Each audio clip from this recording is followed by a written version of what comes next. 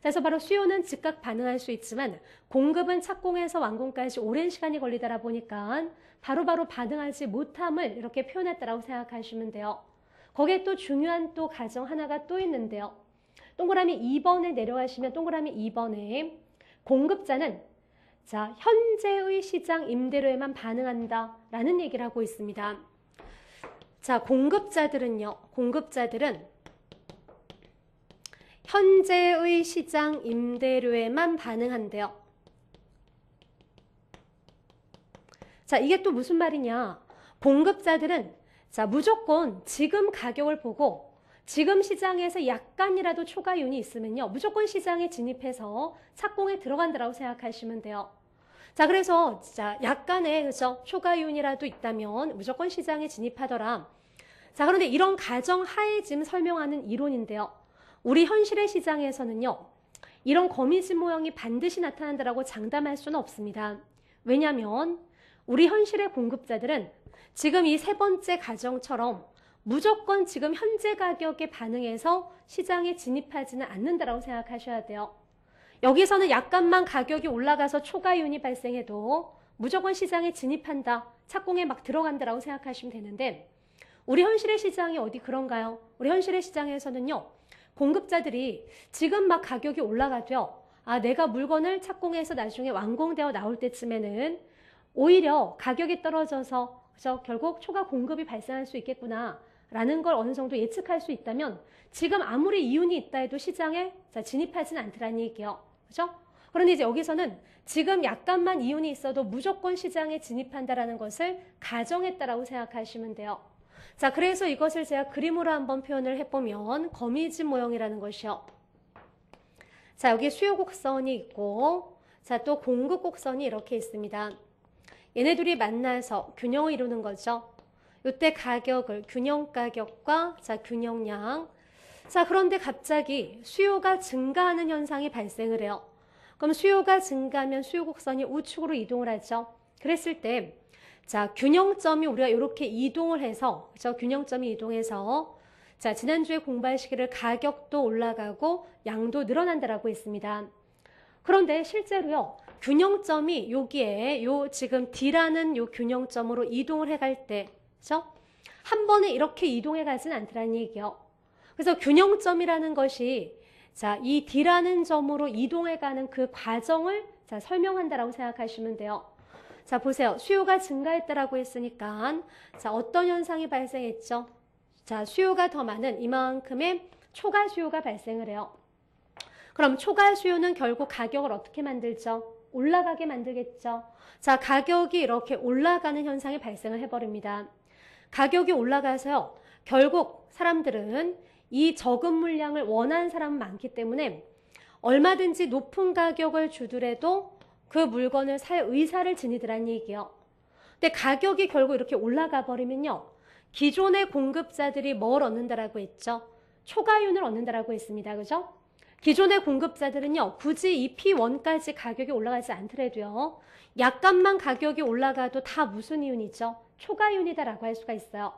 그러면 결국 가격이 올라가서 초과이윤이 발생하니까 자, 공급자들은 무조건 지금 이윤을 보고 시장에 진입한다라고 했죠. 착공에 막 들어가기 시작하더라는 얘기요. 그러면 자, 착공에 들어간 공급 물량들이 시장에 하나둘 이제 막 그죠, 완공되어 쏟아져 나오기 시작하면 결국은 가격이 다시 균형을 찾아가겠죠. 떨어지는 현상이 발생을 해요. 자, 근데 가격이 균형을 찾아갔음에도 불구하고 자, 뒤늦게 착공에 들어갔던 물건들이 계속해서 시장에 쏟아져 나오더라는 얘기요. 근데 가격이 균형을 찾아갔다고 해서 갑자기 착공에 들어간 물건들 만들다가 말 수는 없어요. 자, 부동산은 완결품의 성격이 있기 때문에 자, 완공되어서 시장에 다 착공에 들어간 것들은 나올 수밖에 없더라는 얘기요. 그러면 결국 뒤늦게 들어간 물건들이 계속 시장에 쏟아져 나오면 나중에는 뭐가 더 많아지는 거죠? 공급이 더 많아지는 초과 공급 상황이 발생한다고 할 수가 있습니다. 그럼 초과 공급은 오히려 가격을 어떻게 만들까요? 떨어뜨리겠죠. 그죠? 다시 하락해요. 그럼 가격이 다시 떨어지니까 다시 수요자들이 몰리겠죠. 초과 수요가 또 발생을 하고요. 가격이 또 올라가요. 가격이 올라가니까 공급자들이 또 착공에 막 들어가죠. 초과 공급이 또 발생하고요. 자, 그리고 또 가격이 떨어져요. 초과 수요와 초과 공급을 계속 반복하면서 이 균형을 다시 찾아가더란 얘기요. 자, 그래서 이 균형점까지 이동해가는 그 모양이 마치 이렇게 그죠? 거미집 모양과 같다라고 해서 이것을 거미집 이론이다. 이렇게 이제 부르고 있습니다. 근데 결국 거미집 이론이라는 것은 결국 이 수요와 공급 사이에 시차가 발생해서 갭이 발생해서 초과 수요와 초과 공급을 반복해서 그래서 하다 보니까 가격이 올라갔다 떨어졌다. 자, 하는 거죠. 어떤 해는 그죠? 가격이 폭등했다가 또 어떤 해는 폭락했다가 이런 현상을 설명하고 있는 이론이 거미집 이론이라고 생각을 하시면 돼요. 그래서 어디를 보시냐면 176페이지. 자, 그 중간에요. 내용이라고 되어 있는 가로 2번의 내용 동그라미 2번을 보세요. 자, 거미집 이론에 의하면 단기적으로 가격이 급등하게 되면 건물 착공량이 증가하게 되는데 공급 물량이 막상 시장에 출하되면 오히려 공급 초과가 되어서 침체 국면에 접어든다라는 것이다. 그렇죠? 자, 이것을 저는 이제 그림으로 표현을 했습니다.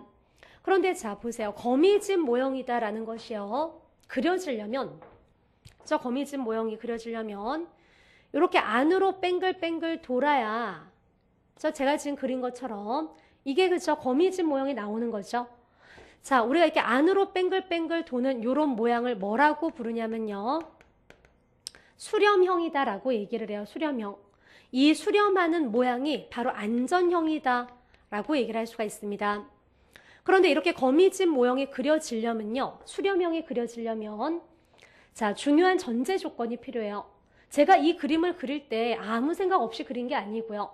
자, 기울기를 신경 써서 그렸다라고 할 수가 있습니다.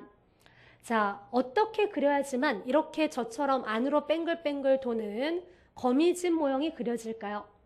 자, 어떤 곡선을 제가요 굉장히 가파르게 그렸어요. 수요와 공급 중에서 어떤 기울기가 훨씬 더 가파라 보이나요? 뭐가 더 가파를까요, 지금? 네, 바로 공급 곡선을 제가 더 가파르게 그렸다라고 할 수가 있습니다. 그렇죠? 자, 생각해 보세요. 이 거미집 모형이 발생하는 이유가 뭐 때문이라고 했죠? 공급의 비탄력성 때문이라고 했죠. 그죠? 비탄력적일수록 기울기는 가파르다라고 했죠. 그러니까 결국 이 공급 곡선을 보다 더 가파르게, 그죠? 공급을 더 비탄력적으로 자, 이렇게 그려주셔야지만 안으로 뱅글뱅글 도는 거미집 모형이 그려진다라고 생각을 하셔야 돼요. 자, 그래서 바로 이렇게 안으로 도는 수렴형이 그려지려면 수요의 탄력성과 공급의 탄력성 중에서 뭐가 더 작아야 된다고요? 공급의 탄력성이 더 작아야 된다고 생각을 하셔야 됩니다. 우리가 탄력성이 작다라는 게 더 비탄력적이라는 뜻이었어요. 그렇죠? 자, 그래서 바로 이렇게 됐을 때 쉽게는 공급 곡선을 더 가파르게 그리셨을 때 자, 바로 이런 거미집 모형의 수렴형이 그려진다라고 생각을 하셔야 돼요. 근데 만약에 제가 그림을 그릴 때요. 수요 곡선을 더 가파르게 그려버렸어요. 그죠? 자, 수요의 탄력성을 더 작게 더 가파르게 그려버리면 수요 곡선을 그때는 거미집 모형이 나오지 않습니다. 어떻게 그려지냐면요. 그때는 오히려 밖으로 뱅글뱅글 도는 발산형이다라고 얘기를 해요. 발산형이 그려진다라고 할 수가 있습니다. 자, 발산형은 우리가 불안전형이다. 얘는 안전형이 아니라 자, 불안전형이다라고 얘기를 하고요. 자, 만약에 또 제가 이번에는 그림을 그릴 때 수요의 탄력성과 공급의 탄력성을 똑같이 그려버리면요. 양쪽의 기울기를요. 그냥 똑같이 그리는 거죠. 자, 그렇게 그려버리면 그냥 한 방향에서만 계속해서 뱅글뱅글 도는 자, 우리 순환한다, 순환형. 자, 또는 진동형이다라고 부르는데요. 자, 이런 순환형이 그려질 수밖에 없습니다. 이건 복습하시면서 한번 뭐 연습장에다 그려보시면요. 거미집 모형이 있죠. 자, 아무렇게 그린다고 해서 나오는 게 아니더란 얘기예요. 공급 곡선을 더 가파르게 그리셔야지만요. 자, 안으로 이렇게 뱅글뱅글 도는 수렴형이 그려진다라고 생각을 하셔야 돼요. 그렇죠? 자, 그래서 바로 자, 수렴형의 조건은 가장 안전형이죠. 자, 뭐가 더 가파르게 공급 곡선을 더 가파르게 비탄력적으로 그려야 되더라. 왜요? 결국 거미집 모양이 발생하는 원인이 뭐 때문이라고요? 공급의 비탄력성 때문이다라고 했습니다. 그렇죠?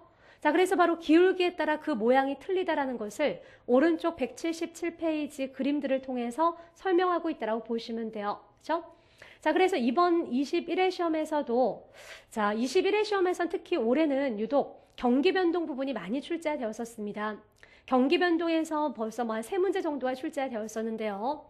자, 거미집 모형도 과거 아주 8회 때, 아주 과거죠. 그러니까 8회 때 한번 출제되고 그동안 계속 출제되지 않았다가 최근에 들어서 굉장히 잘 등장하고 있는 게 거미집 모형이에요. 19회 때도 출제되었었는데 21회 때도 또 등장을 했는데 이번 21회 때는 이런 식으로 출제되었었습니다.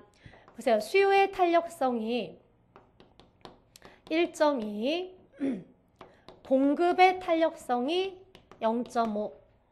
자, 수요의 탄력성이 0.8, 봉급의 탄력성이 뭐 1.5. 자, 이렇게 두 가지 경우를 줬어요. 그러면서 자, 이럴 때는 그럼 각각 어떤 모양이 나오겠는가 연결하는 그런 이제 묻는 문제가 출제되었었습니다. 자, 어떤 모양이 그려질까요? 첫 번째는요. 수요의 탄력성이 1.2고 공급의 탄력성이 0.5라는 것은 자, 뭐가 더 비탄력적이라는 얘기죠? 공급이 더 탄력성이 작다잖아요. 작은 쪽이 비탄력적이라는 얘기죠. 그죠? 자, 그래서 공급의 탄력성. 자, 얘가 더 비탄력적이니까 결국 어떤 모양이 그려질까요? 바로 안전형의 조건 맞죠? 수렴형이 그려질 것이고 수요의 탄력성 두 번째는요. 수요의 탄력성이 0.8, 공급의 탄력성이 1.5라는 것은 뭐가 탄력성이 더 작죠? 수요의 탄력성이 더 작잖아요. 그럼 이렇게 수요의 탄력성이 더 작아서 수요 곡선을 더 가파르게 그려버리면 그때는 어떤 모양이 그려진다고요? 안으로 뱅글뱅글 수렴하는 게 아니라 밖으로 도는 바로 무슨 형태? 발산형이 그려지겠죠. 그죠? 자, 그래서 이번 이제 21회 시험에서는 이런 식으로 출제되었었다라고 할 수가 있습니다. 자, 그래서 결국은 이 거미집 모형은 공급